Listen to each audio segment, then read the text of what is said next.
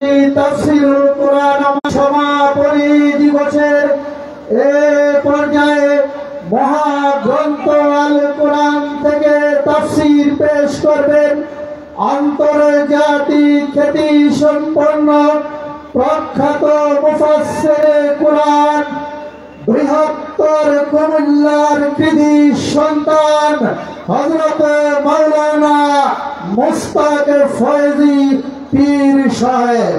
হযরত মাওলানা মুশতাক ফয়জী পীর সাহেব।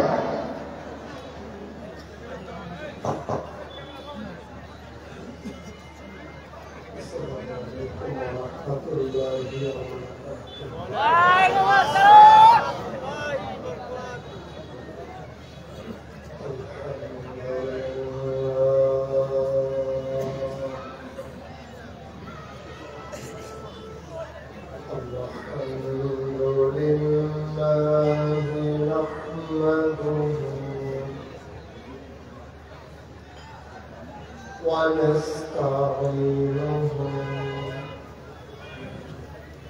ونستغفره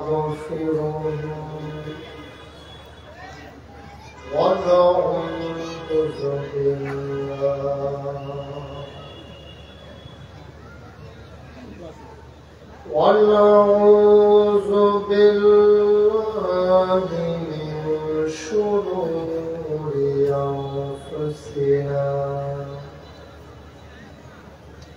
ومن سيئات أعمالنا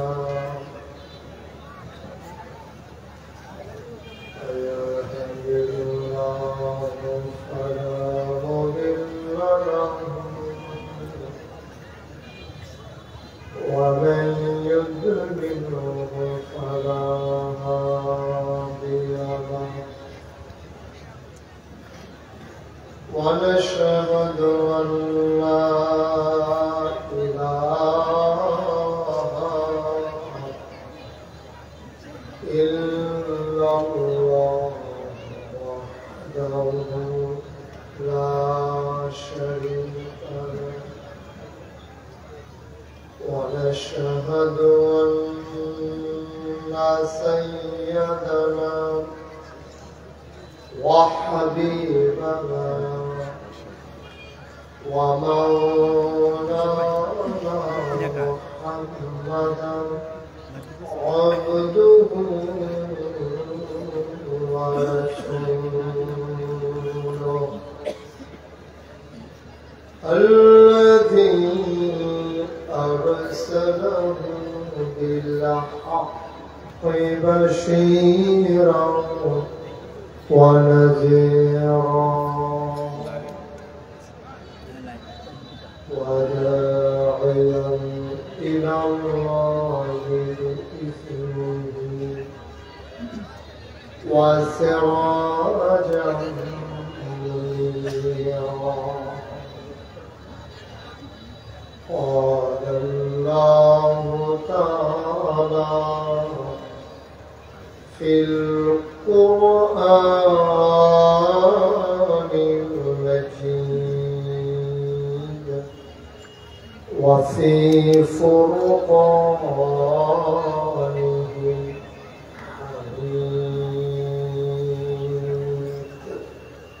সবাই পড়ো।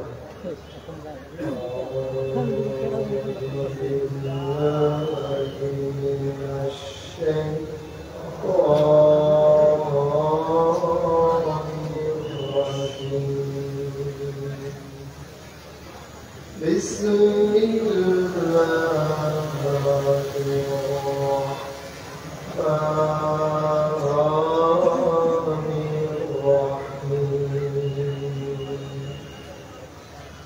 يا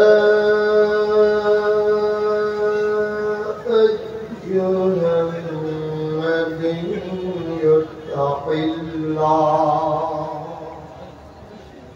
ولا تطع الكافرين والمنافقين إن الله كان عليما يتيما واتبع ما يوحى إليك من ربك إن الله كان بما تعملون خبيرا وتوكل على الله وكفى بالله وكيلا إن الله وملائكته يصلون على النبي يا أيها الذين آمنوا صلوا عليه وسلموا تسليما اللهم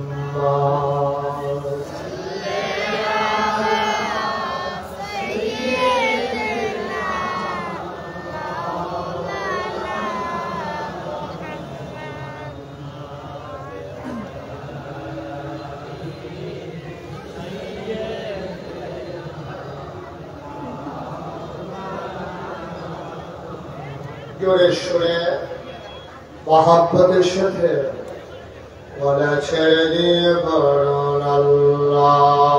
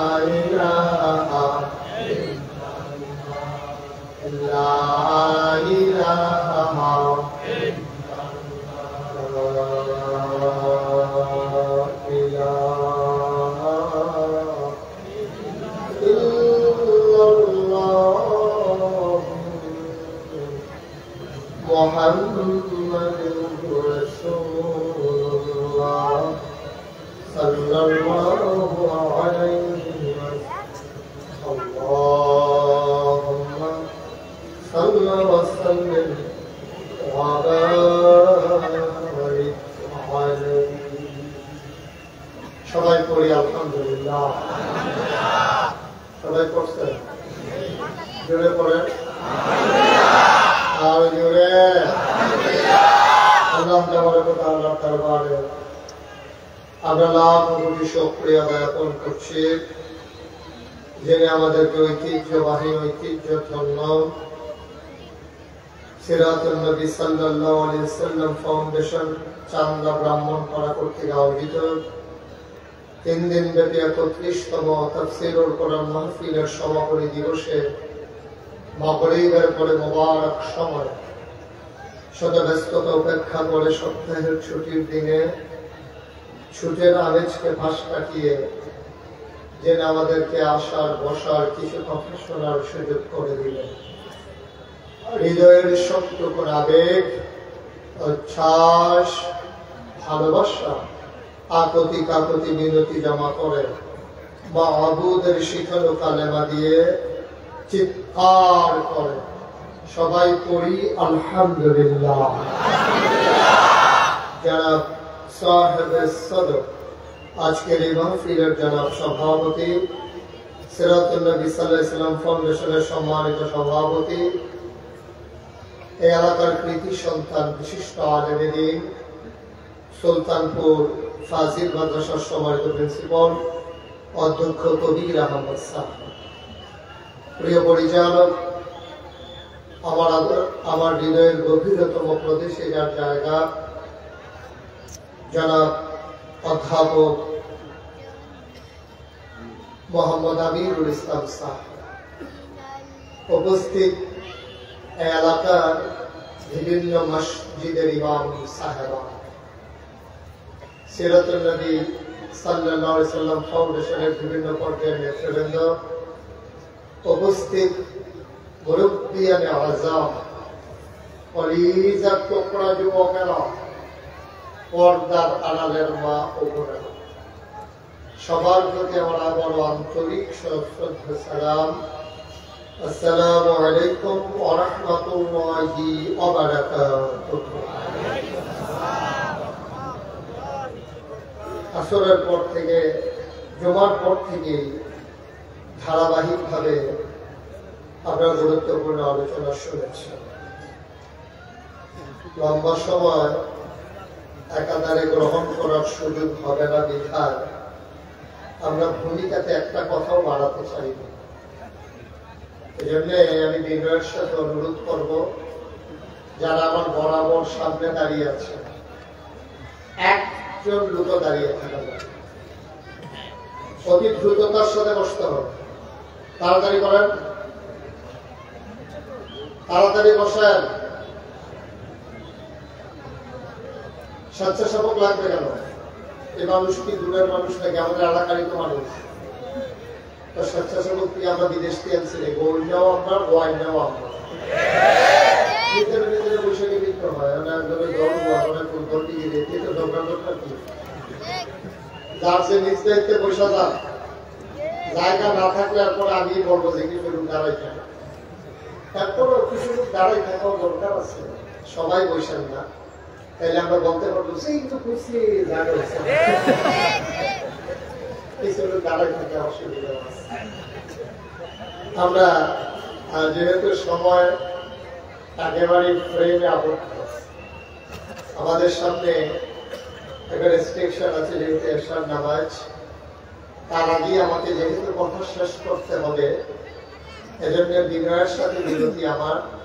সবাই বসে আপনাদের জন্য যেন মাহফিলের ক্ষতি না হয়, আল্লাহ তাবারক ওয়া তাআলা যেন কবুল করে, সবাই করে আমিন।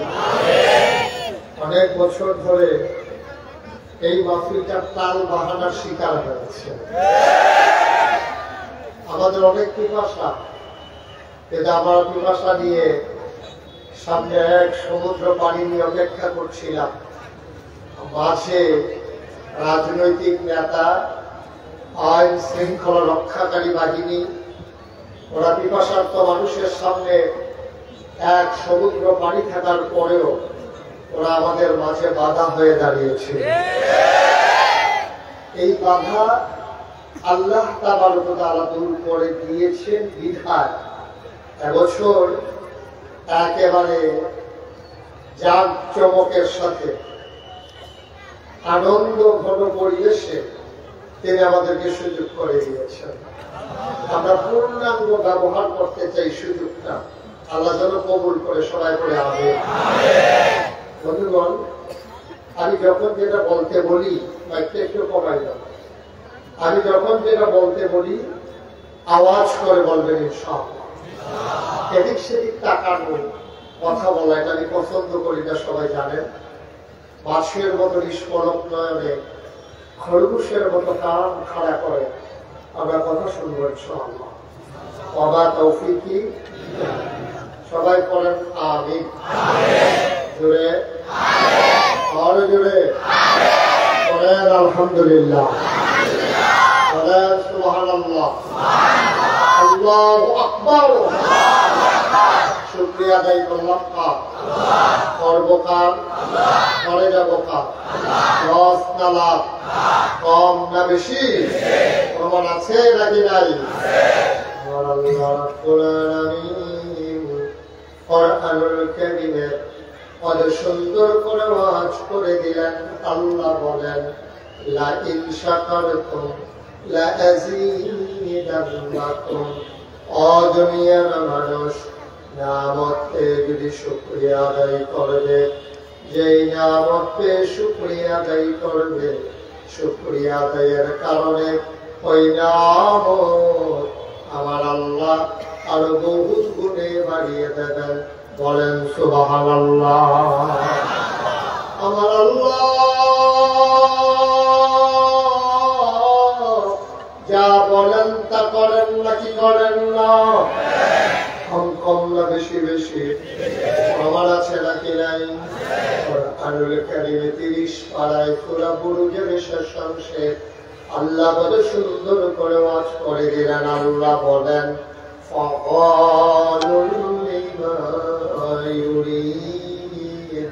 আমার আল্লাহ এমন আল্লাহ, তার যা মন চায় ওই কাজটাকে আমার আল্লাহ বেশি বেশি করে দেন। বলেন সুবহানাল্লাহ। আল্লাহ দুনিয়ার মানুষের মতো না। দুনিয়ার মানুষ বলে একটা করে আর একটা, ঠিক কিনা? অসুখে পড়লে একরকম, ভালো হয়ে গেলে আর এক রকম, বিপদে পড়লে একরকম, বিপদ দূর হয়ে গেলে আর এক রকম, নির্বাচনে দাঁড়াইলে একরকম, পাশ করার পরে আর এক রকম, ঠিক কিনা?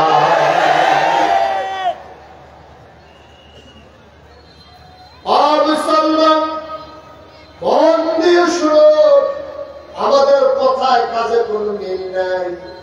সারাটা বছর ইলেকট্রনিক্স মিডিয়ায় আপনি টিভি খুললেই, চ্যানেলটা খুললেই একটা কথা সব সময় দেখতেন, পালাই না, পালাই না, আমরা পালাই না, পরে আর খুঁজে পাওয়া গেল না।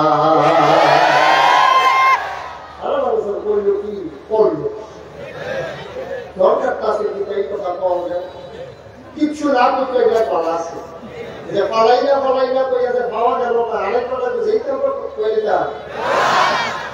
কইছে যে খেলা হবে, খেলা হবে, আমার ফলাফল রেডি হইতেছে, ফলাফল যখন আছে প্লেয়ার নাই, প্লেয়ার ভাইয়া গেছে। নাউজুবিল্লাহ বলবেন না?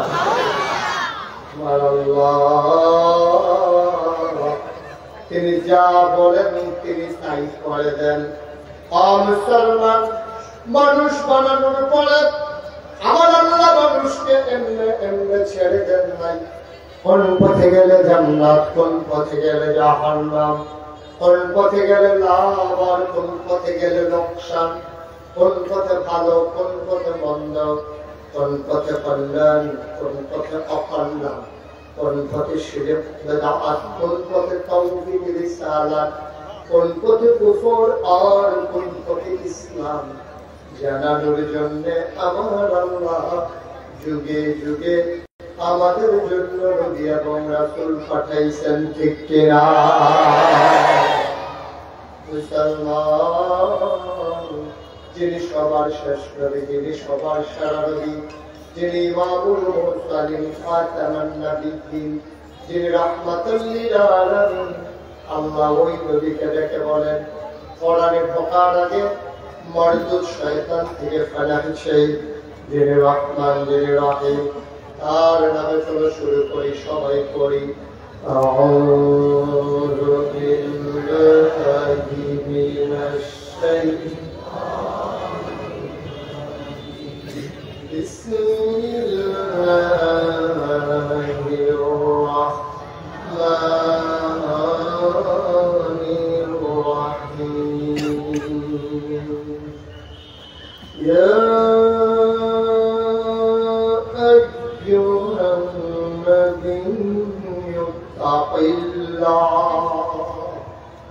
ولا تطع الكافرين والمنافقين।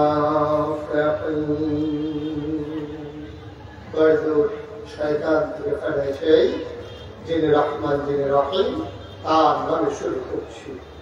বন্ধুরা ভাইরা আমার, কোরআনুল কারীম 30 পারার ভিতরে 21 পারার সর্বশেষ সূরা, সূরার নাম সূরা আহজাব, 73টা আয়াত, 9টা রুকু। আল্লাহ ডেকে বলেন ইয়া আইয়ুহান নবী, হে নবী, তাত্তাকিল্লাহ, আপনি ভয় পাবেন শুধুমাত্র, কেবলমাত্র, একমাত্র আমার আল্লাহকে। বলেন সুবহানাল্লাহ। কখন নাজিল হয়েছে, যখন মক্কার মানুষগুলো আমার নবীকে ভয় দেখাতে চায়, টিটকারি মারে, মস্কারা করে, নবীকে মেরে ফেলতে চায়, ওটার নাড়িগুড়ি নবীর মাথার উপরে চাপিয়ে দেয়, গলার ভিতরে চাদর দিয়ে খাঁচকা টান মেরে নবীর শ্বাস বন্ধ করে দিতে চায়, নবীরে জেলখানায় ঢুকিয়ে রাখলো 3.5 বছর। এইভাবে যখন নির্যাতন চরম পর্যায়ে পৌঁছে গেল, মানুষগুলো নবীকে যখন নিঃশেষ করে দিতে চায়, কণ্ঠকে যখন থামিয়ে দিতে চায়, স্তব্ধ করে দিতে চায় কোরআনের কথাগুলো, তখন আল্লাহ ডেকে বললেন, ইয়া আইয়ুহান নবী, হে নবী, আত্তাকুল্লাহ, আপনি কাউকে ভয় পাওয়ার দরকার নয়। আবু জেহেল, আবু লাহাব, উতবা, শাইবা, মুগীরা, কাফেরের দল, মুনাফিকের দল, পুঁজিপতি যারা, ধর্মগুরু যারা, যত মানুষ আপনাকে নানানভাবে ভয় দেখায়, আপনাকে নিকট নিস্তব্ধ করে দিতে চায়, জমিন থেকে বিদায় করে দিতে চায়, আপনি শুনে রাখুন, আত্তাকুল্লাহ, আপনি কাউকে ভয় পাওয়ার দরকার নাই। আপনি ভয় পাবেন শুধুমাত্র, কেবলমাত্র, একমাত্র আমার আল্লাহকে। সুবহানাল্লাহ।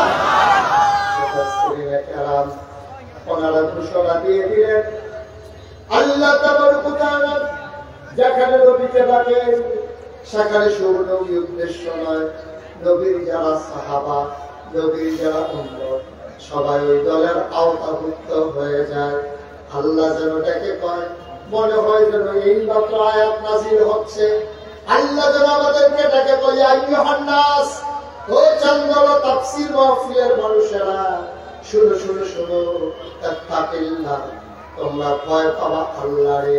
র্যাব, গোয়েন্দা, পুলিশ, বিজিবি, দলীয় ক্যাডার, প্রশাসন, প্রশাসক, যত মানুষ, নেতৃস্থানীয় মানুষ, যত মানুষ থাকুক, কাউকে ভয় পাবা না। তোমরা ভয় পাবা শুধুমাত্র, কেবলমাত্র এক আল্লাহকে। ঠিক কিনা? আমরা ভয় পাই কাকে? কাকে? পুলিশ, গোয়েন্দা, দলীয় ক্যাডার, রাজাকার, কোনো কিছুকে আমরা ভয় পাই না। টিটকারি হবে, মস্কারা হবে, এটা তো জেনে শুনে পথে নেমেছি। এবং কখনো কুসুমাস্তীর্ণ ছিল না, এবং ফুল বিছানো ছিল না, এবং ছিল পান্টা কাকীর্ণ। এ পথে যারা নেমেছে তাদের পা রক্তাক্ত হয়েছে, পথ হয়েছে পিচ্ছিল, এ পথ হয়েছে পান্টা কাকীর্ণ, এ পথ কাটা বিছানো। আমরা জেনে শুনেই এ পথে নেমেছি। আমরা জানি এ পথে চলতে গেলে টিটকারি হবে, মস্কারা হবে, মামলা হবে, হামলা হবে, গুম হবে, নির্যাতন হবে, জীবন দেওয়া যাবে। ইমান দেওয়া যাবে না।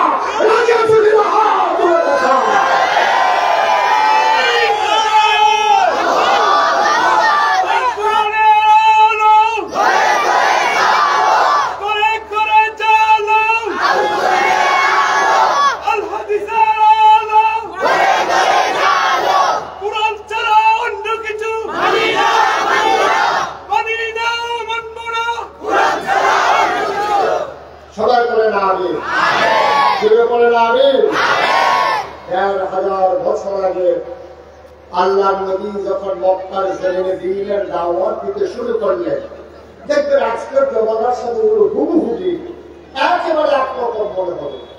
তৎকালীন জামানায় নবী দাওয়াত দেওয়ার সময় 3 দল লোক বিরোধিতা করেছে। কয় দল? ঘুমাই গেছেন আপনারা? যারা আছে তারা কথা না করলেও সারবো। হ্যাঁ, তারা যে বইয়া রয়েছে, তারা বোকাফা না বইয়ে এনে রয়েছে গেল। হ্যাঁ,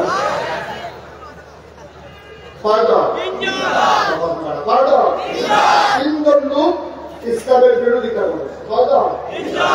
1 নম্বরে তৎকালীন জমানায় যারা ধর্মগুরু, তৎকালীন জমানায় তো পূজা ছিল, অগ্নি পূজা, মূর্তি পূজা, এই পূজাগুলো যারা দিত, আল্লাহ নবী যখন বললেন কুলু লা ইলাহা ইল্লাল্লাহ, তোমরা সবাই বলো লা ইলাহা ইল্লাল্লাহ, এই কথা বলো। আপনারা বলেন লা ইলাহা ইল্লাল্লাহ, লা ইলাহা ইল্লাল্লাহ, লা ইলাহা ইল্লাল্লাহ। যখন নবীজি বললেন সবাই মিলে কিন্তু বললেন, তখন 1 নম্বরে নবীর সামনে যারা পক্ষে থাকা দরকার ছিল তারাই একটা পরে বাধা হয়ে দাঁড়িয়েছে। ওই মানুষগুলো কারা? যারা পূজা দিত, যারা পার্বণ করতো, যারা ওই মূর্তি পূজা ছিল, তো কথা বলেন না, একটু পেছনে ওই যে আপনার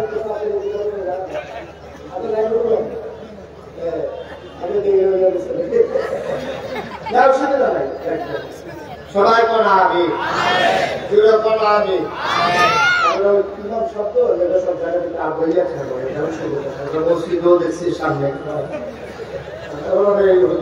কথা বলেন না করে আমাদের কোনো আমি তো মানুষ সামনে বলবো তোমার মার খাবো করা দিই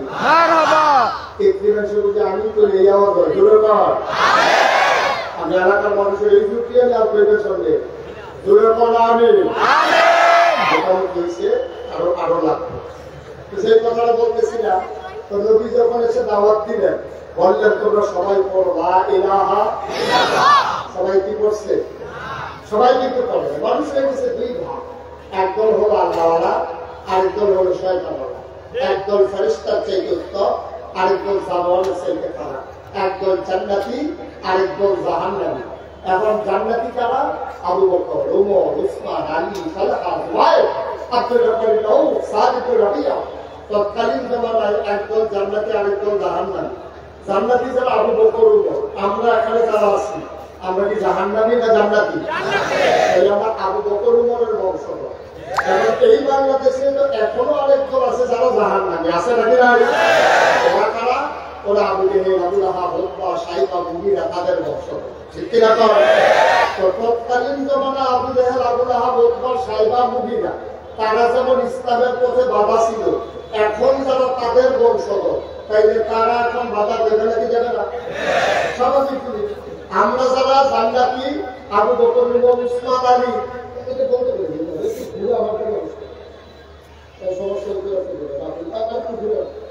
আমি ঘুরে ইউজ করলে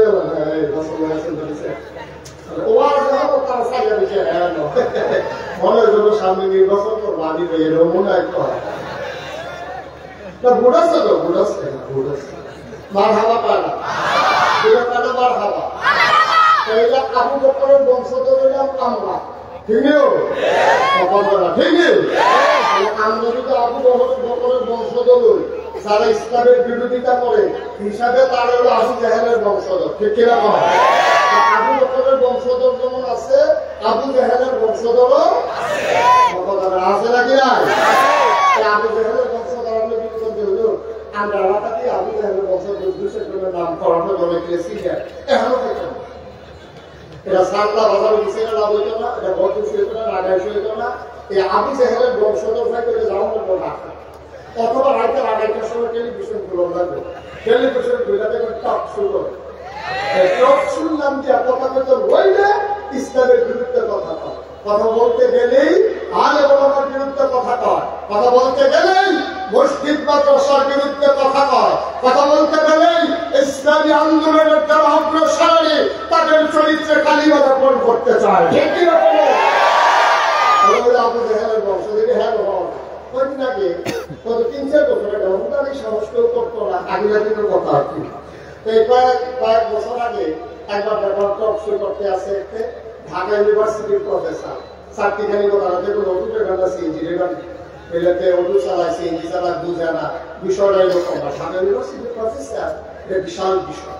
ঢাকা ইউনিভার্সিটির চান্স পাওয়া এটা তো অনেক কঠিন, আর ঢাকা একটু একটা কমাও। ঢাকা ইউনিভার্সিটির প্রফেসর সে করছে কি শীততাপ নিয়ন্ত্রিত কক্ষে বসে পরিবেশ পাহারায় সেমিনারের নামে সে বিষয়ে বক্তৃতা দিতেছে। খুব খেয়াল করেন শিকল কথা, খুব খেয়াল শিকল কথা হলো যারা পর্দা করে, খেয়াল করেন পর্দা কি ইসলামের ভিতরে নফল না ফরজ? নফল না ফরজ? পর্দা করা কি ইউনিভার্সিটির প্রফেসর বলতে আছে যারা পর্দা করে, হিজাব লাগায়, মেকআপ করে, তাইলে সেই মেয়েরা ঢাকা ইউনিভার্সিটিতে পড়ার দরকার নাই, তারা কোনো একটা মহিলা মাদ্রাসায় ভর্তি হয়ে যাবে। এটা আপনারা একমত? আমাদের দপ্তর সভাপতি মাওলানা কবির আহমদ, ওনার একটা মেধাবী মেয়ে মনে করেন ঢাকা ইউনিভার্সিটিতে চান্স পাইছে, উনি প্রিন্সিপাল ইসলাম মানে ওনার বাইরে ওদের পর্দা করে, তখন ওনার মেয়ের ইউনিভার্সিটিতে পড়ে পর্দা করার কারণে এখন আর ভাইয়া ইউনিভার্সিটিতে পড়তে পারবে না। পারবে? কেন তো পারবে না? তো পর্দা করে দেখিয়া খালি মহিলা মাদ্রাসা ভর্তি করাই যাও, ঢাকা ইউনিভার্সিটিতে পড়ার দরকার নাই। বলি দাদা তুমি তো আন্দাজি বুঝো নাই, তুমি কোন দেশে বসে কথা বলতেছো তুমি বুঝে ভুলে গেছো। এই দেশ বাংলাদেশ, যেই দেশের ৯৯% লোক মুসলমান, ঠিক কিনা? সেই দেশের হকারি বীর বাসায় তারা আগে বলা এই মানুষগুলোকে নেংটির বদলে লুঙ্গি পরা শিখিয়েছে, হারামের জায়গায় কলমা পড়তে শিখিয়েছে, সেই জায়গায় মোহাম্মদ দেখতে শিখিয়েছে, টিকির বদলে টুপি পড়তে শিখিয়েছে। যেই দেশের মুসলমানেরা এশার নামাজ করে দুরূদ পড়তে পড়তে ঘুমোতে যায়, ফজরের আযান শুনলে যাদের ঘুম ভাঙে, সেই বাংলাদেশে মুসলমানের জমিনের উপরে মুসলমানের টাকায় গড়া ইউনিভার্সিটি, যেখানে প্রভোস্ট থেকে শুরু করে যেখানে চতুর্থ শ্রেণীর কর্মচারী পর্যন্ত তাদের বেতন হয় তোমার আমার টাকায়, ঠিক কি? এই ইউনিভার্সিটির হলরুমে বসে তুমি ইসলামের ফরজ বিধান পর্দার বিরুদ্ধে কথা বলো। আমি বলেছি ঢাকা রাজধানীতে শীততাপ নিয়ন্ত্রিত কক্ষে বসে পুলিশ পাহারায় ইসলামের বিরোধিতা করা সহজ, বাল্যচন্দ্রের জমিবাসে বলে পিঠার চামড়া নিয়ে ঢাকা দেওয়া যাবে না। মন যা চায় তাই করবা, মুখে দিয়া যা আসে তাই চলবা, সামনে যা পাবা তাই খাবা, এত সুযোগ আর দেয়া হবে না। এখন বাধা আসতে দেখাবে, লড়াই হবে শাখারে, ঠিক কি? তোমরা মসজিদের মিম্বার গুলো থেকে আলেমদেরকে নামিয়ে দিয়েছ হক কথা বলার কারণে, আমার প্রাণের তাফসীর মাহফিল গুলো বন্ধ করে দিয়েছ, তামাশা করে ফান্ডের টাকাগুলো নষ্ট করেছ, তোমরা কোরআনের কথা বলতে দাও নাই, আদার্স মতো লড়াই হবে।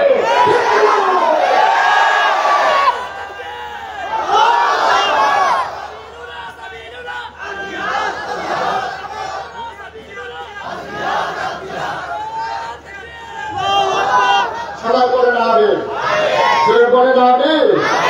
তাহলে নবীজির জমানায় ইসলামের বিরোধিতা করেছে কয়জন লোক? বলে গেছেন সবাই? কয়জন? এক নম্বরে ধর্মগুরু, যারা পূজা দিত। তাদের তো ধর্মের আরো দরকার, তারপরে তারা বাধা দিল কোন কারণ আছে। কারণ হলো পূজা দেওয়ার সময় যদি ব্রাহ্মণের কাছে যান, পুরোহিতের কাছে যান, তো পুরোহিত কি করবে? একটা পোলার চুল, নতুন একটা ধুতি, নতুন একটা বড় গামছা, তারপরে ২.৫ কেজি গাভীর দুধ, একটা পাড়া খাসি করে সুন্দর আর কি, কিন্তু লাগে পাড়ানি খাসি করার জন্য। এই জিনিসগুলো পাইলা সব হয়ে দিছে, হাতালা রয়েছে। পূজা শেষ, এই যে ধুতি, গামছা, এই কলার তরি, দুধ, পাড়া, তারপরে পাইলা, এই সব এখন ফালাই দিছে না ব্রাহ্মণের ভাই নিয়ে গেছে? তখন যদি লা ইলাহা ইল্লাল্লাহ ইসলাম যদি কায়েম হয়ে যায়, কি বলছেন? লা ইলাহা ইল্লাল্লাহ, আল্লাহ ছাড়া বিধান নাই, আল্লাহ ছাড়া ইবাদত পাওয়ার উপযুক্ত কেউ নাই, পূজা নাই, পার্বণ নাই, যা পাওয়ার আল্লাহ পাবে, সাজদা দেবেন আল্লাহরে, ডাকবেন আল্লাহরে, চাইবেন আল্লাহর কাছে। এখন তৎকালীন যারা ব্রাহ্মণ তারা দরকার না, তারা বুঝা ফলাইছে যদি আল্লাহর দিন কায়েম হয়ে যায় তাইলে তো পূজা শেষ। পূজা শেষ মানে দুটি শেষ, দুটি নাই মানে গামছাও নাই, গামছা নাই মানে ছাগলও নাই, বলার শরীরও নাই, দুধও নাই, তাহলে এখন তো না খাইলে মরণের বুদ্ধি। এখন চিন্তা করলো মোহাম্মদের দিন আসা, আল্লাহর দিন কায়েম হওয়া মানে হচ্ছে সব শেষ, পূজা শেষ, ধুতি শেষ, গামছা শেষ, লুঙ্গি শেষ, তারপরে বলার শরীর শেষ, গাভীর দুধ শেষ, ফাড়া শেষ। সুতরাং ইসলাম ঠেকাও, ওই ৩৬০ দেবদেবীর পূজা বাঁচাও। পূজা বাঁচলে তো ব্রাহ্মণ বাঁচবে, ব্রাহ্মণ বাঁচলে তো ব্রাহ্মণের পরিবার বাঁচবে। এক নম্বরে স্বার্থের কারণে তৎকালীন জামানায় ধর্মগুরু যারা তার নদীর সামনে এক নম্বরে বাধা হয়েছে, ঠিক কিনা? এখন তো ১বিংশ শতাব্দীর সূচনা লক্ষ্য ওরা বিশ্ব হয়ে গেছে মন্ত্রণালয়, গোটা বিশ্বকে বলা হচ্ছে গ্লোবাল ভিলেজ। এখন পৃথিবী অনেক দূর এগিয়ে গেছে। আমরা সনের ঘরে ঘরে বলেছি তিনের ঘরের জায়গা তখন দিল্লি গেছে, আমরা ফলাফেলে শিক্ষিত হইতে আছে, এটা বিদেশ দিয়ে নেহা বানাইতে আছে, আমরা অনেক দূর আগাইছি।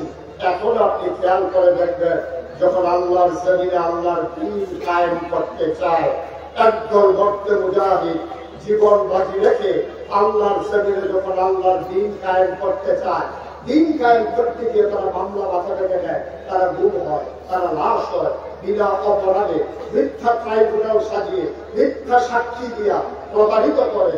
তারপরে আপনার জুডিশিয়াল কিলিং এর মাধ্যমে আমার উপরস্থ নেতাগুলোকে যখন হত্যা করা হচ্ছে, তখন একদল আলেম নামদারি কুলাঙ্গার তারা তাদের পক্ষ নিয়ে, শাসক শ্রেণীর পক্ষ নিয়ে ইসলামী আন্দোলনের বিরোধিতা করেছে। ঠিক কি তৎকালীন আমলে ব্রাহ্মণেরা বিরোধিতা করতে নবীজি, আর এখন একদল মধ্যে মুজাহিদ যারা আল্লাহর জমিনে আল্লাহর দ্বীন কায়েম করতে চায়, তাদের বিরোধিতা করে, ওই তাবেদার সরকারের দাবিদারি করে, ইসলাম বিরোধী অবস্থানে যায় ওই তৎকালীন ব্রাহ্মণ আর ইসলামের বিরোধী আজকের আলেম ওলামা, ওরা যেন একই সূত্রে গাথা। ঠিক কিনা? মনে করেছে ইসলাম কায়েম যদি হয়ে যায়, তাইলে যা কেটে বিলাপ খাওয়া, আউট করে সুটটা দিয়া খাওয়া, স্বাধীনতা খাওয়া, মুসলমানি খাওয়া, নানান খানা টানা নিয়ে আবার বন্ধ হইয়া দেখিয়া, পূজা পার্বণী বন্ধ হইয়া দেখিয়া, হাতিয়া তোফারি, আমার লজ্জা লাগলো। আমার এত লজ্জা লাগে যে একটা গণতন্ত্র মানুষ, আপনি বাংলাদেশে একজন পীর সাহেবকে দেখবেন না, হয় গৃহস্থী করে, না হলে চাকরি করে, না হলে ব্যবসা করে, না হলে অটো চালায়, না হলে সিএনজি চালায়, এমন একজন পীর সাহেব বাংলাদেশে নাই। খুব সংখ্যায় কম, অধিকাংশ মানুষ পীর সাহেবের বুড়িকে রেখে তৈরি খায়, হেলমেট তৈরি খায়, এখানে শেষ হলে হেলমেট যায়, হেলমেট শেষ হলে হেলমেট যায়, বাড়ি শেষ হলে গ্রাম বদলায়, গ্রাম বদলাইলে থানা বদলায়, থানার শেষ হলে একবারে জেলা বদলায়, এই দূরে দূরে তারা এটার মতো খাইতে খাইতে খাইতে খাইতে মনে বোঝা হচ্ছে পুরো দুটো লাশ হবে একশো।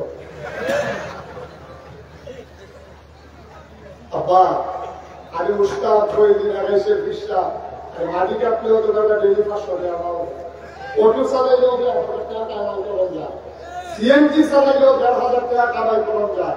আমার মতো মানুষটা বইয়া বইয়া কাজ ইতিহা দিব, রিক্সাওয়ালা ইতিহা দিব, লজ্জার কি আর জায়গা আছে? একটা মরণ ভাবা না, ঠিক কিনা কও? বাংলাদেশের অধিকাংশ এই কারবার বুড়িটার কাছে, বাবা দুনিয়া ছাড়ো, দুনিয়া ছাড়ো, এত তো ছাড়তে ছাড়তে দুনিয়া ছাড়ে কি এক মাথা রয়ে গেছে গা, গিয়ে দেখে যে রিক্সা দেখে কিনতে কিনতে এই গ্রাম সরাইয়া এই গ্রাম, ঠিক কিনা? দুনিয়া ছাড়া আর নিজেকে কিনতে আছে হর জমছে, এই কথাটা একজন মুড়িদেও যদি জানাই যে হুজুর আপনি যে আমদানি দিয়ে দুনিয়া ছাড়াইতেছে, আর আপনি যদি দুনিয়া ছাড়তে বলে গাউলিয়া গেছে, আপনি যদি দুনিয়াটারে ছাড়তে বলে গাউলিয়া গেছে। এখন যখন প্রকৃত ইসলামের কথা বলা হয়, যখন বলা হয় আল্লাহর জমিনে আল্লাহর আইন ছাড়া কারো আইন মানি না, তখন একদম স্বার্থবাদ মানুষ যারা দরবারকে পুঁজি বানাইলে ব্যবসা করে, মাজারকে পুঁজি বানাইলে ব্যবসা করে, তারা ইসলামী আন্দোলনের পথে বাধা হয়ে দাঁড়ায়। ঠিক হাজার বছর আগে একদল মানুষ ওরা ইসলামের পথে বাধা হয়ে দাঁড়িয়েছিল, কয়দল না?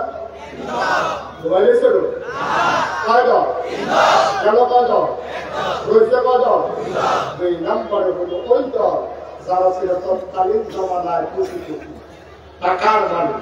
আবু লাহাব তার ছিল চিফ লিডার, তৎকালীন জমানায় সুদের কারবার ছিল।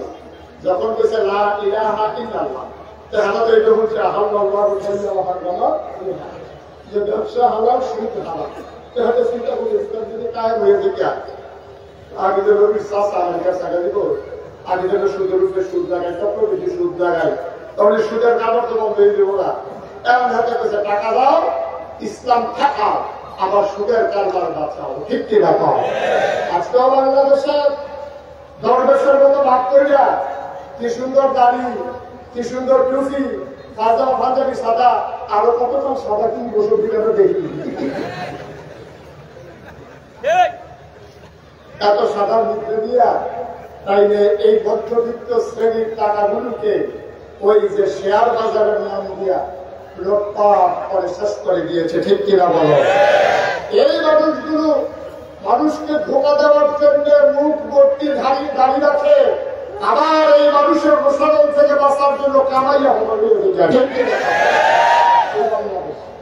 বাংলাদেশেই সম্ভব। তার মনের তেজুরিতে দাঁড়িয়ে রাখতে হোক, আমি লাগাইছি ইসলাম, আমি তো দাঁড়িয়ে রাখছি, আমার যদি তো হালাই দেবো গাড়ি কামাও, আমি তো আগে ভাই আলাম কামাই যাও, আমি যেন টাইম না থাকি, ঠিক কিনা খাও। আমার কামাই করে আগে আমার মারতে হবে, তার আগে আমার গাড়ি কামানো যাবে না। আমরা হয়তো হত্যার শিকার হয়েছে আমার মানুষগুলো হয়তো ঘরে ঘুমাইতে পারে নাই। একজন ইসলামী আন্দোলনের কর্মী দেখাও যারা ওই পরাজিত শক্তির ভয়ে, ওই কাফের বাতিল শক্তির ভয়ে, ইসলাম বিরোধীর ভয়ে পাঞ্জাবি ছেড়ে দিয়েছে, দাড়ি ছেড়ে দিয়েছে, টুপি ছেড়ে দিয়েছে। একজন মানুষও বাংলাদেশে পাবা না, ঠিক কিনা বলে? তোরা সারা জীবন আকাম পিকাম কইরা দাঁড়িয়ে কেমন ছেড়ে ঢুকা দিয়া একবার যখন কাজা ফসে তেমন কখনো কারা সিঙ্গালাতে কামাইয়া কুমাইয়া হবো, ঠিক কিনা কম? ইসলাম কায়েম হবো চাইবে না, ওরা তো চাইবে না ইসলাম কায়েম হোক, কারণ ওদের সব কামাই হলো অবৈধ কামাই, যেটা ইসলাম সমর্থন করে না। সুতরাং যারা পুঁজিপতি তারা কনসার্ট করবে, পহেলা বৈশাখের নামে বৈশাখী মেলা দেবে, 16ই ডিসেম্বরের নামে তারা বিজয় দিবস রেলি উদযাপন করবে, পুরুষ মহিলাকে নাচানাচিতে লাগাই দেবে, 31st নাইটে ওরা রাত থেকে মদ পান করবে, আর আমার যুবক যুবতীদেরকে আবার বেলা আসার জন্য সুযোগ করে দেবে।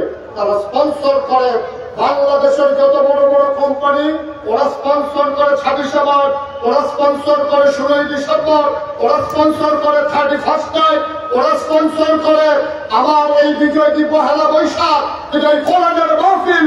99 জন লোক মুসলমানের দেশে, বাংলাদেশের কোন বহুজাতিক কোম্পানি যে এই মাহফিলটা করতে যত টাকা খরচ হয় আমরা দিয়ে দেবো, আজও বাংলাদেশের ইতিহাস হয় নাই, ঠিক কিনা?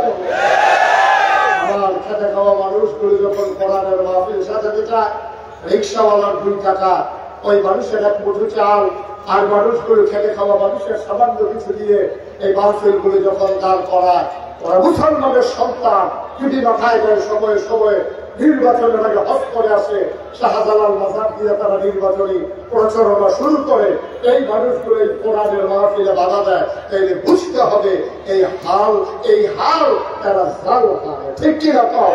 এই হালের ভিতরটাই সর্বভুষ্ট আছে, বুঝা গেল ফুসফুস কালা, ঠিক কিনা কম? তুমি নির্বাচনের আগে হজ যাও, তুমি নির্বাচনের আগে শাহজালালের বাজারে যাও, তুমি কৃষি জাতা দিয়ে মাথা করো, তুমি সত্যি বাংলাদেশের হাতে তসবি দিয়ে মানুষকে ধোকা দাও, অথচ কোরআনের মাহফিল হতে দাও না। উদাহরণের জন্য তো বাতাইয়ে দেওয়া লাগতো না, উদাহরণের লেগে হাজার দরকার নাই, আমার চান্দর তাফসির মাহফিল হতে দেওয়া হয় নাই, এইটাই আমার উদাহরণ, ঠিক কিনা? এইগুলো দেওয়ার আমার দরকার নাই, ওখানে দিছে না দিছে এটা আমার জানার দরকার নাই, আমার সামনে হচ্ছে না, এটা আমার সারা বছর পর ঠিক কিনা?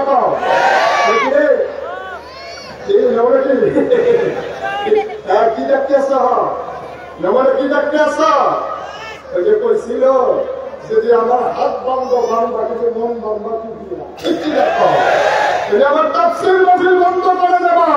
2024 সাল মাগরিবের পরে এসে দেখো তাফসীর মাহফিলের লোক সমাগম নয়, জনসমুদ্রে পরিণত হয়েছে, ঠিক না?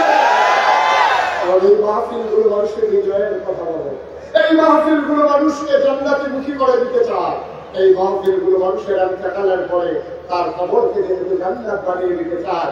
এই মাহফিল আমাদের হৃদয়ের মাহফিল, এ চাওয়া পাওয়ায় পূর্ণতা দিতে গিয়ে আমরা হাত বাড়িয়ে দিয়েছি, উজাড় করে আমরা মুক্ত হস্তে হাত বাড়িয়ে দিয়েছি মাহফিল দ্বারা, প্রয়োজনে আমার টাকা দেওয়া, ঠিক কিনা বলে? এই ধারা শুরু হয়েছে, এই ধারা অব্যাহত থাকবে। এই ধারাকে ভেঙে দেওয়ার জন্য, এই ধারাকে থামিয়ে দেওয়ার জন্য যারা এই হাত বাড়িয়ে আসবে, সেই হাত ঘুরিয়ে দেওয়ার জন্য আমার নতুন প্রজন্মই যথেষ্ট।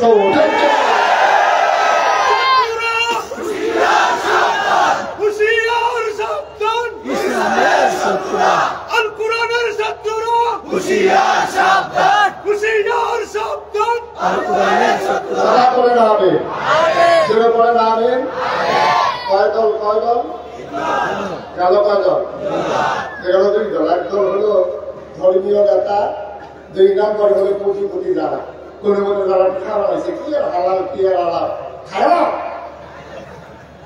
যা পায় তাই ওদিন দিলে নিজেকে বিস্কুট আছে এই বিস্কুট করে ওকে খাইতে বলবে শুনে না যখন সামনে যা পাস নাউজুবিল্লাহ বলেন না তাহলে ইসলাম কায়েম হতে দেখবে না না দেওয়াটাই তো স্বাভাবিক কারণ তারা তো ইসলামের অনুসারী যে ইসলামের ধারক বাহক ছিলেন নবীজির পরে আবু বকর সিদ্দিকের পরে যিনি হাল ধরেছিলেন ওমর বিন খাত্তাব ঠিক কিনা বলো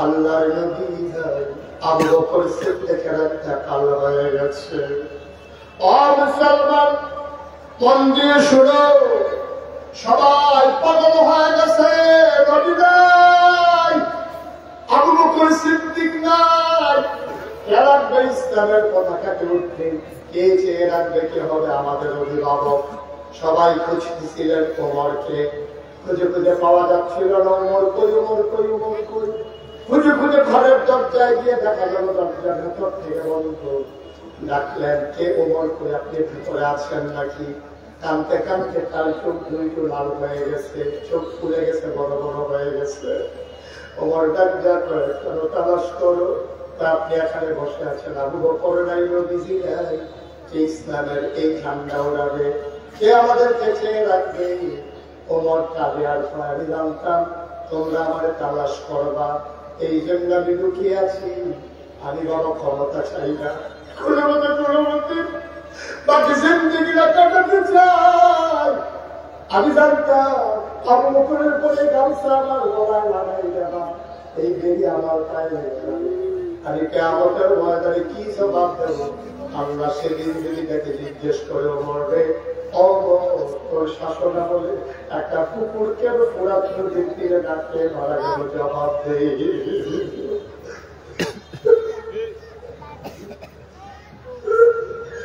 পুরাত নদীর তীরে কুকুর কেন না খেয়ে মারা গেল জবাব না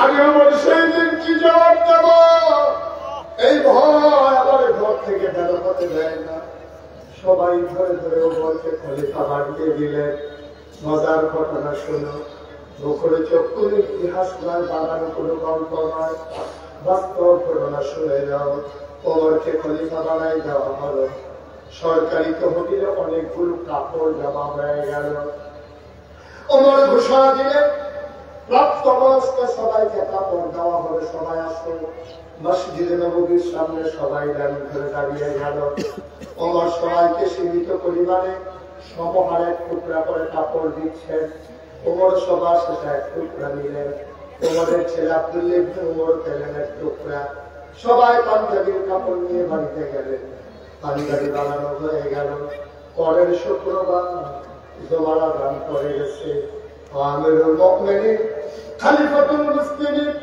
ইসলামের দ্বিতীয় খলিফা জান্নাতের সুসংবাদ প্রাপ্ত দ্বিতীয় মানুষ ওমর খুতবা দেন সবাই তাহিয়াতুল ওযুর মধ্যে আপনার জমা করে বসে আছে সূর্য হারিয়ে হেলে পড়েছে পশ্চিম আকাশে সবাই পেরেশান ওমর এখন আসে নামাজ পড়বো কখন আবার একজন মুরব্বীরা বলল যাও ও যুবক দৌড়ে যাও দেখো কোনো বিপদ আপদ নাকি যুবক দৌড়ে দৌড়ে ওমরের বাড়ির সামনে গেল দূর থেকে তাকাইয়া দেখে বাড়ির সামনে মরুভূমির মাঝে দুপুর বেলা প্রচন্ড রোদ একটা মানুষ ইট উদম করে বসে আছে সূর্যের আলোতে পিঠটা পুড়ে গেছে সামনে কি যেন বিছিয়ে রেখেছে যুবক গিয়ে সালাম দেন আসসালামু আলাইকা ইয়া আমিরাল মুমিনিন ইয়া খলিফাতুল মুসলিমিন হে ওমর আপনাকে সালাম এখনো কেন জান্নাত নামাজের সময় হয়ে গেছে এখনো কেন জান্নাত সবাই মিলে নামাজের জন্য অপেক্ষা করতেছে ওমর বললেন বাবা তুমি গিয়ে বলো আমি এখন আসতেছি আমার পাঞ্জাবিটা আমি যখন গায়ে দিতে যাব দেখে একটু ময়লা হয়ে গেছে জমার দিনে ময়লা পাঞ্জাবি গায়ে দিয়ে যাওয়া ঠিক হবে না এই জন্য পাঞ্জাবিটা ধুয়ে দিয়েছিলাম শুকাইতে একটু দেরি হয়ে গেছে এই তো পাঞ্জাবি শুকিয়ে গেছে তুমি যাও আমি আসতেছি তাইলে বোঝা গেল অর্ধ পৃথিবীতে ছিলেন আমিরুল মুমিনিন খলিফাতুল মুসলিমিন যার ব্যাপারে নবী নিজেই ঘোষণা দিয়েছেন আনা খাতামুন নবিয়্যিন লা নবিয়্যা বা'দি, আমি হলাম সর্বশেষ নবী, আমার পরে আর নবী নাই। আমার পরে যদি নবী থাকতো আমার উমর আমার পরে নবী হইতো।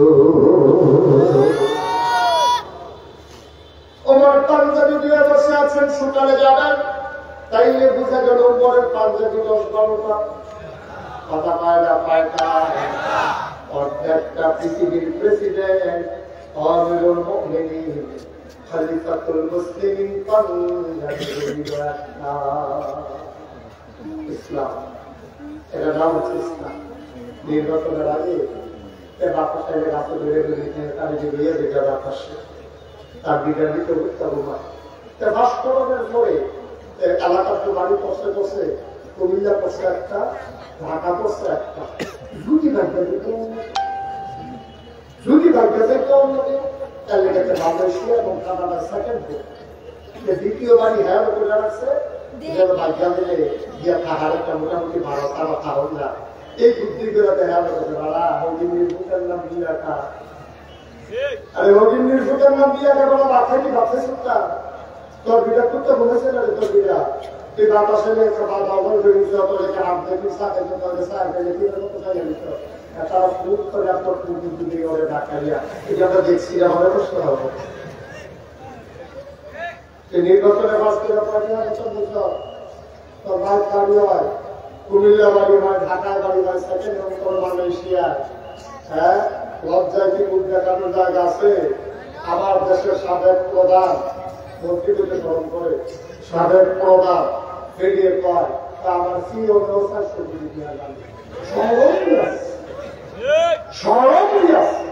এগুলি চিন্তায় করবো না। আমি যে করতে আসি সিওনের 400 কোটি টাকার মালিক, বাংলাদেশের মানুষ কি ব্যবহার আছে তারা যদি মনে মনে তো আপনি কত কোটি টাকার মালিক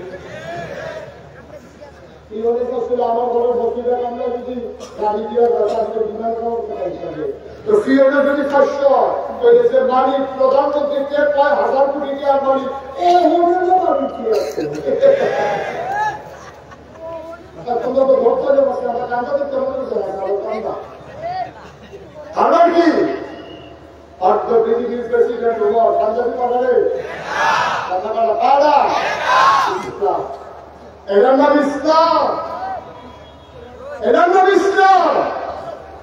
ইসলাম কারে কয় টাকাই দেখো আমার না কতদিন করে তোমরা কম অপবাদ দিছ, তোমরা করেছো তারা নারী ধর্ষণকারী, তোমরা করেছো তারা লুপ্তরাজকারী, তারা হিন্দু সম্পদ দখলকারী। 5টা বছর আমার 2 টাকা মন্ত্রিত্ব করেছে, খন্ড খন্ড করে তালাশ করা হয়েছে, বানানো অনেক অভিযোগ দিয়েছে। এটা আমার 2 মন্ত্রী 1 টাকা প্রসাদ করেছে, তার চরম শত্রুরাও দাবি করতে পারে না। এটার নাম ইসলাম। তোমাদের বাজার বলা কত আমরা শ্বাস খাওয়া করে শুরু হয়ে না সাফা দিয়ে বল মার খাওয়া পায় না রে মুসলমান। আবার পাঞ্জাবি উমর গায়ে দিয়া মসজিদের বারান্দায় দাঁড়ালে আসসালামু আলাইকুম, রাস্তা খালি হয়ে গেল। উমর আস্তে আস্তে ঘরের হারাফের দিকে গেলেন, বিসমিল্লাহ বলে তিনি মিম্বারে উঠলেন, তিনি সালাম দিলেন সবাইকে আসসালামু আলাইকুম, আউযু বিল্লাহি মিনাশ শাইতানির রাজিম, বিসমিল্লাহির রহমানির রহিম। তিনি খুতবা দেন, এমন সময় একটা যুবক তারপরে দাঁড়াইছে, টান দিয়া কাপড়ের ভিতর থেকে তরবারি বের করে উঁচু করে ধরেছে। ওমর তাকিয়ে আছে, যুবক ডাক দিয়া ওমর, ইয়া আমিরুল মুমিনিন, ইয়া খলিফাতুল মুসলিমিন, আপনি খুতবা দেবেন না, আপনি খুতবা দেওয়া বন্ধ করেন, আগে একটা প্রশ্নের জবাব দেন। তবে কিছুদিন আগে সমহারে সম পরিমাণে সবাই 1 টুকরা করে কাপড় নিলাম, সবার পাঞ্জাবি নামালাম নতুন, কারো পাঞ্জাবির হাঁটুর নিচে নামে নাই, কারো পাঞ্জাবির কাপড় হাঁটুর নিচে নামে নাই। আপনার পাঞ্জাবি দেখি মেসতে সাফ হয়ে গেছে, হাতে থেকে বিভক্ত হয়ে গেছে। অবশ্যই আপনি কাপড় চুরি করেছেন অথবা ক্ষমতা দেখাইয়া কাপড় বেশি দিচ্ছেন, উল্টা করেছেন, জবাব দেন।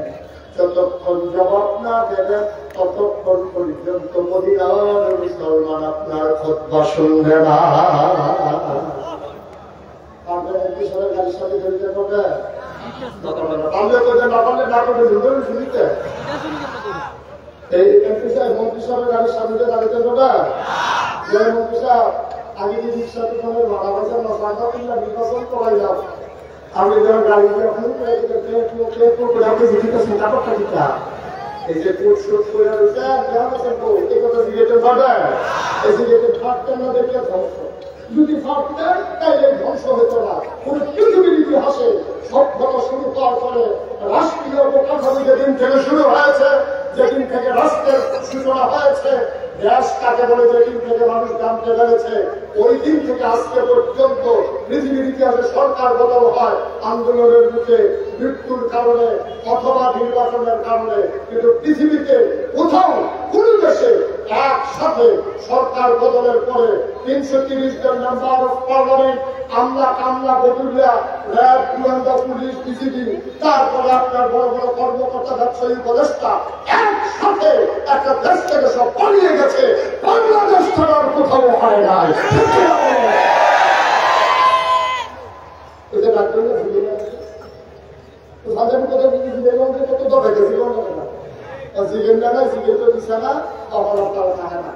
আমি জিজ্ঞেস ভালো থাকে ফলাফলে থাকলে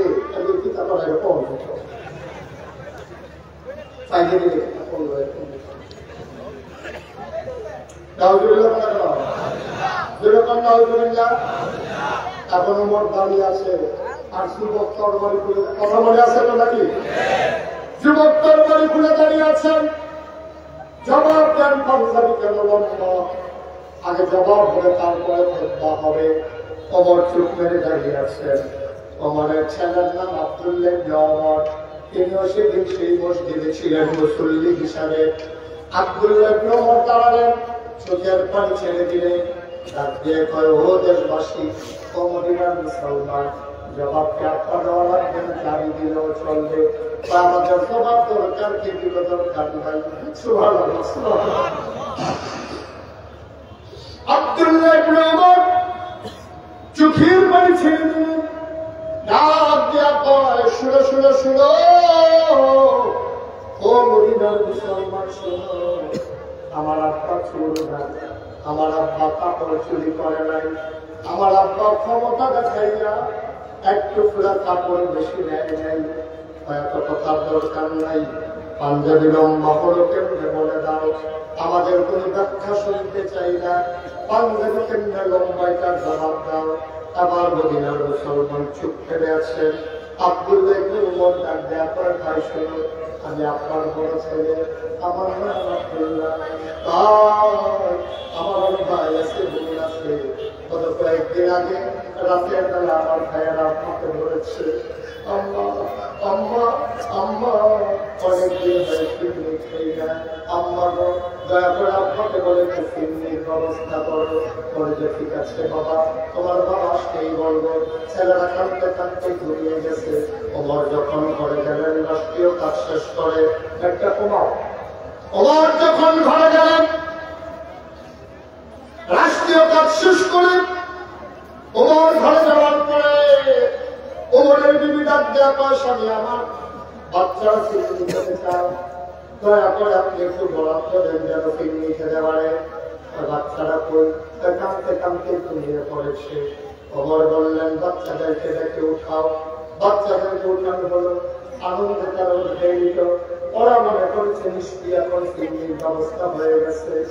ছেলেরা যখন উঠেছে, ওমর ডাক দেবেন, বাবা কাছে আসো, শুনলাম তোমাদের মায়ের কাছে তোমরা নাকি পিকনিক খেতে চাও। তো জি বাবা, অনেকদিন হয় পিকনিক খাওয়া হয় না। ওমর চোখের পানি ছেড়ে দিয়ে কয়, তোমাদের জন্য পিকনিক ব্যবস্থা হয়ে গেছে, কারণ শোনার দরকার নাই। বাচ্চারা তার বাবা, ও বাবা, কবে পিকনিক হবে? ওমর মুস্কি এসে কয়, মদিনায় সবার পিকনিক হবে।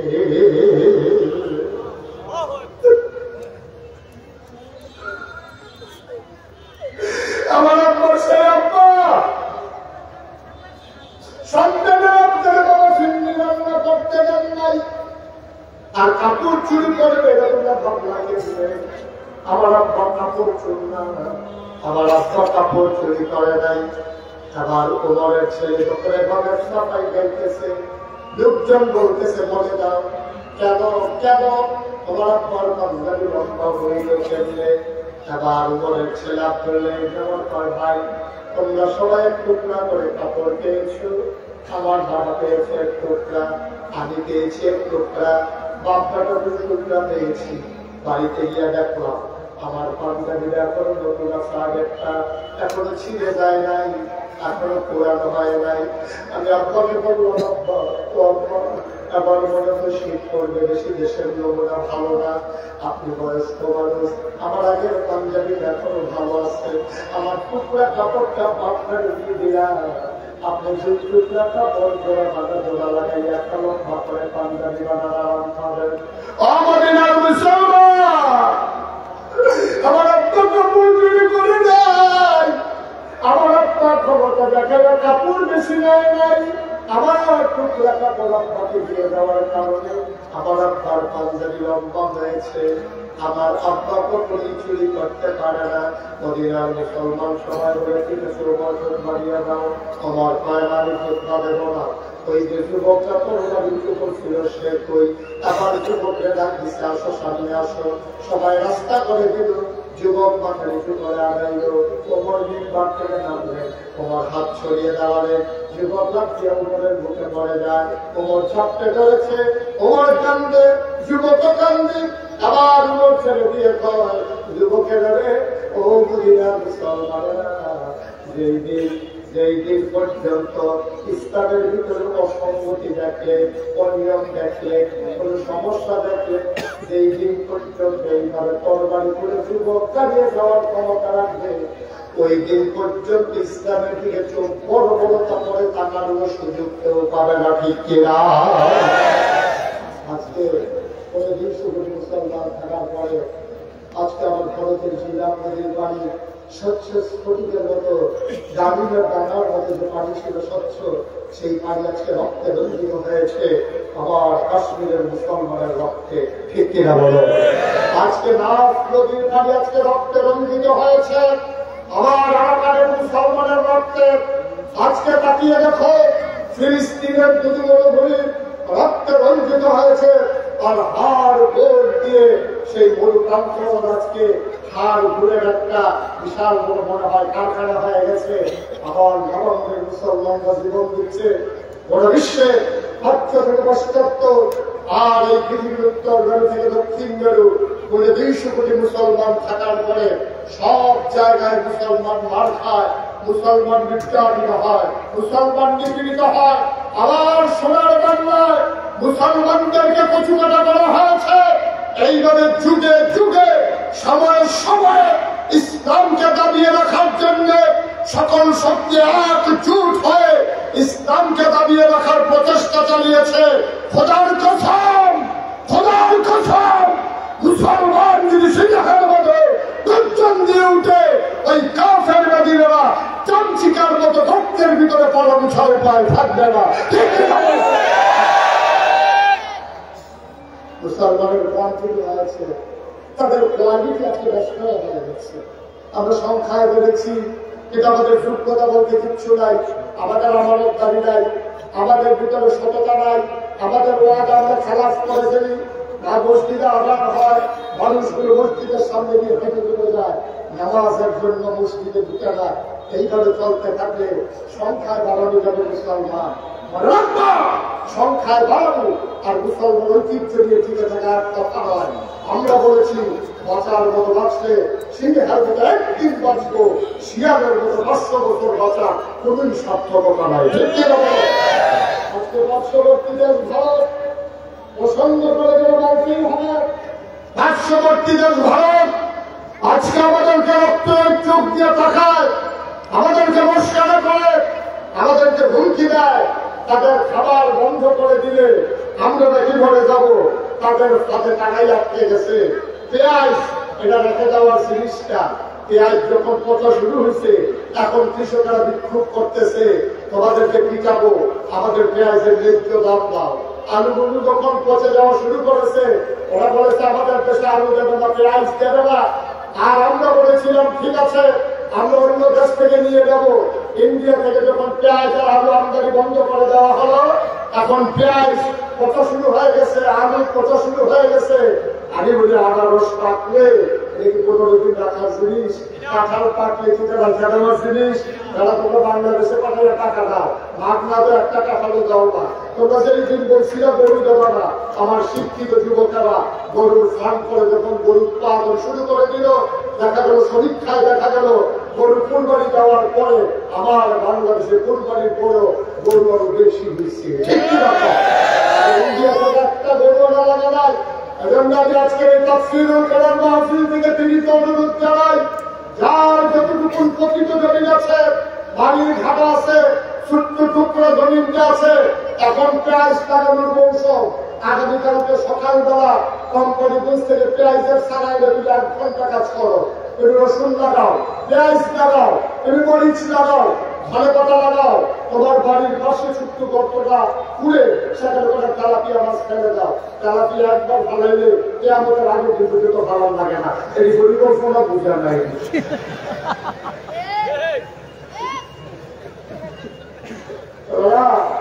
এই দিন দেশালাম আমরা পঞ্চায়েত করে চলে আগে ছিলেন বেরির মতো পাহাড়িয়া ঘরের তো ওদের লোকে পুরো তাকে আমার কামড় হাতে পালিয়া ভাই মানে বেরোছে রোগ দিয়া সেই কাছে শরীর করে রোগ আছে এই তকাই পর্বতের ভিতরে আলু পুরি আলু সালা দিয়া আর দৌড়িয়ে দিয়া খাতা খাতে দিয়ে মেলা দিয়া মাছ ধরিয়া তেল দিয়া ফরিয়া কাঁচা ফেলে দিয়া ধরিয়া কত ফিটা দিয়া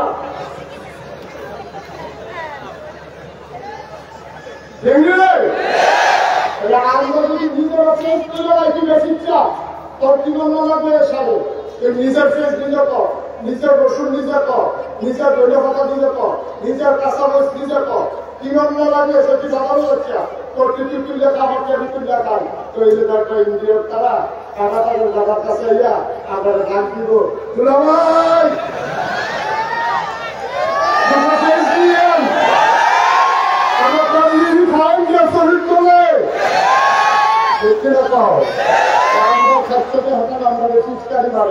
আজকে তাফসীর মাহফিলের যতগুলো হাত আছে প্রতিটি মানুষের 2টি করে হাত। এইগুলো চাষ করে আটটা পারবে না, এইগুলো টেলিভিশনের সামনে বসে থাকবে না, আমার যুবকেরা ব্রিজের উপরে বসে বসে মোবাইল চালাবে না। আগামীকাল সকাল থেকে আমরা উৎপাদনের বাংলাদেশ, আমরা নিজের জমিতে নিজেরা পেঁয়াজ লাগাবো, রসুন লাগাবো, কাঁচামরিচ করবো, ধনে পাতা করবো।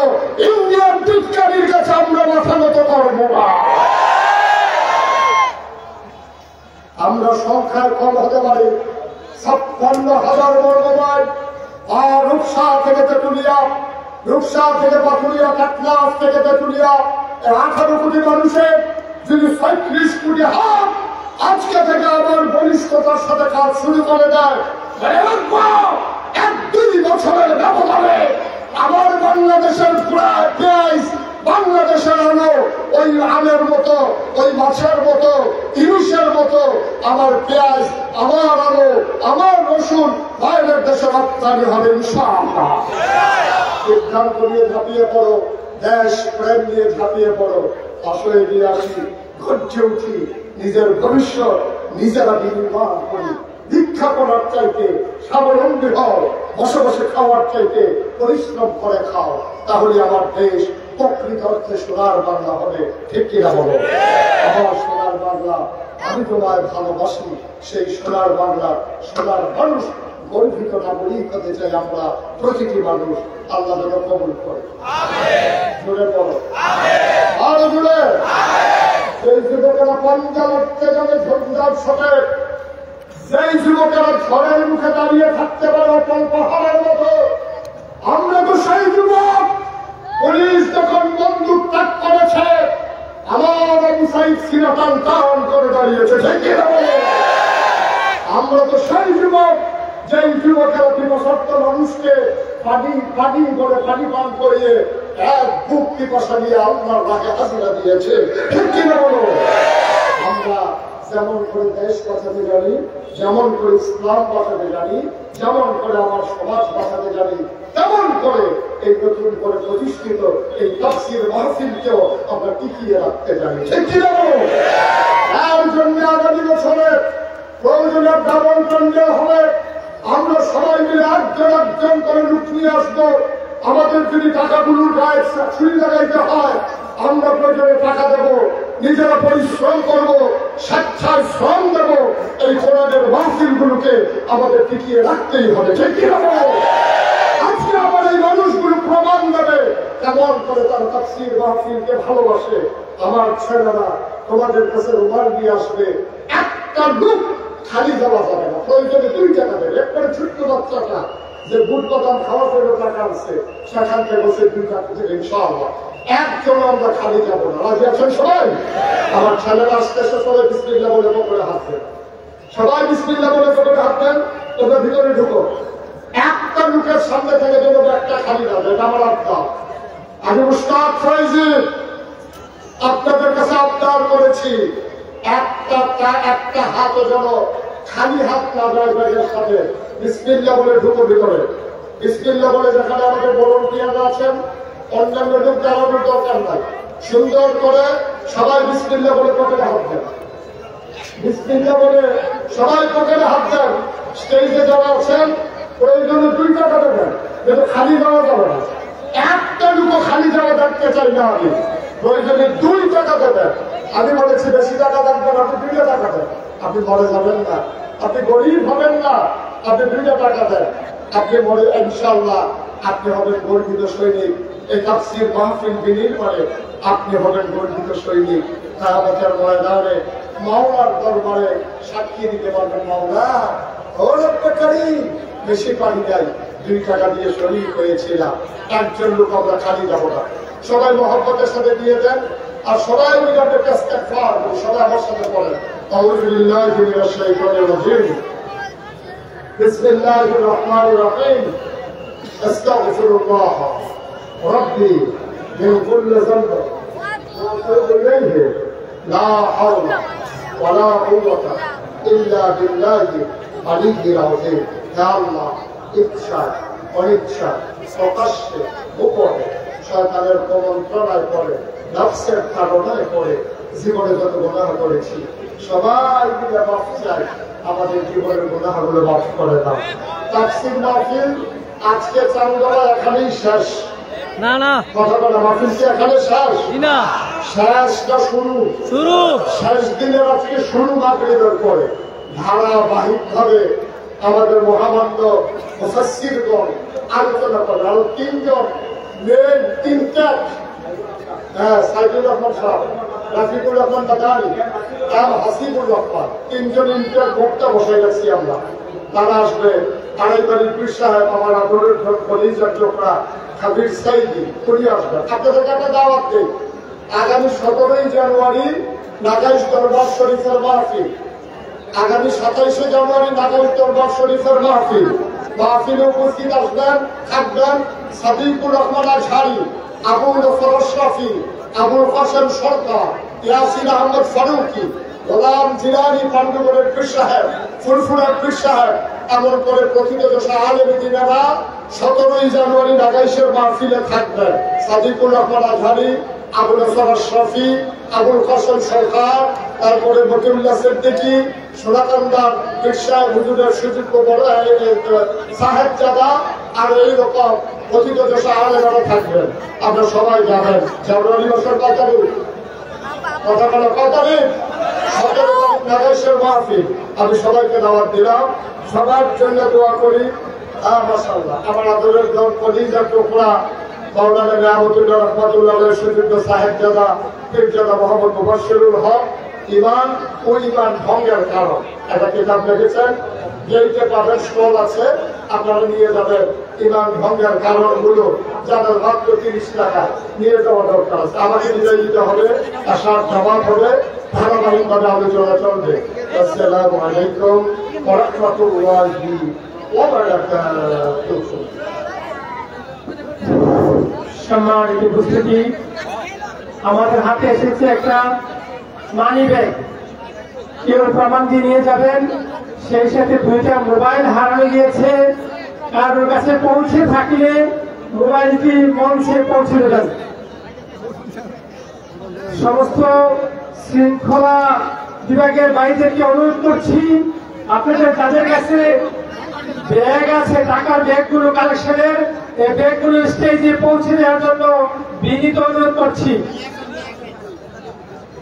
প্রিয় শৃঙ্খলা বিভাগের ভাইয়েরা, আপনাদের কাছে কালেকশনের যে ব্যাগ আছে, এই ব্যাগগুলো দ্রুত মঞ্চে পৌঁছে দেওয়ার জন্য বিশেষভাবে অনুরোধ করছি। দুইটা মোবাইল হারানো গিয়েছে, কেউ যদি পেয়ে থাকেন দয়া করে মঞ্চে পৌঁছে দেবেন। দুইটি মোবাইল হারানো গিয়েছে, কেউ যদি পেয়ে থাকেন মঞ্চে পৌঁছে দেবেন।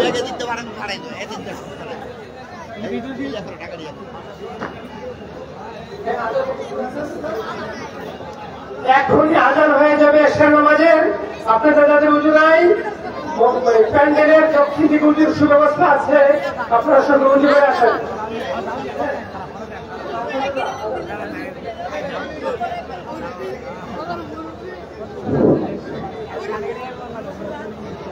স্বেচ্ছাসেবক ভাইয়েরা, আপনারা এই সকল ব্যাগ আপনারা মঞ্চে পৌঁছে দেন। টাকার ব্যাগগুলো সকলের মঞ্চে পৌঁছে দেন।